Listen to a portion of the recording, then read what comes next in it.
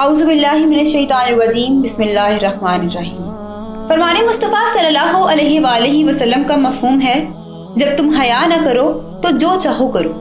कहते हैं कि जब किसी कौम को तबाह करना हो तो वहाँ के नौजवानों में बेहयाई फैला दो। अब बेहयाई एक इस्लामी माशरे में फैलना इतना आसान भी नहीं है कि 4-5 साल लगें और ये फैल जाए। इसके लिए एक जाल बिछाना पड़ता है और काफी सख्त मेहनत करनी पड़ती है। और इसकी वाज़ेह मिसाल कुछ दिन पहले लक्स अवार्ड्स में नजर आई। वैसे तो कहा जाता है कि ये सबका पर्सनल मामला है कि वो क्या पहनती है या क्या पहनता है।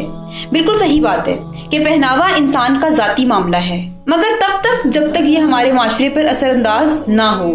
मगर अफसोस के साथ हमारी बच्चियां इन नाम नहाद एक्ट्रेस को फॉलो करती हैं और बड़े शौक से इनके ड्रामे भी देखे जाते हैं।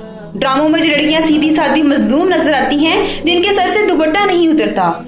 लक्स अवार्ड्स में अगर आप इनके लिबास देखें, जिनमें नीम बरहना लिबास पहनकर नाचा जा रहा है, नामहरमों के साथ खुलेआम गले मिला जा रहा है और ऐसी हरकतें की जा रही हैं जो मैं यहाँ खुद बोलना नहीं चाहती। और फिर कुछ लोग गलत हरकतों को माज़अल्लाह हदीसों के साथ सही साबित करने पे तुले हुए हैं। तो कुछ खुदा का खौफ करें। एक बात याद रखी जाए कि बेहयाई का इस्लाम से कोई ताल्लुक नहीं है।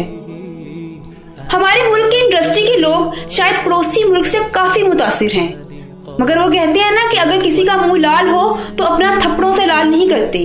तो खुदारा होश के नाखून लें और शर्म करें। मुझे शर्म आती है आप लोगों को मुसलमान औरतें कहते, हालांकि ये बात मुझे नहीं कहनी चाहिए, मगर जैसी हरकतें आप लोग कर रहे हैं उसके बाद यही बात बनती है।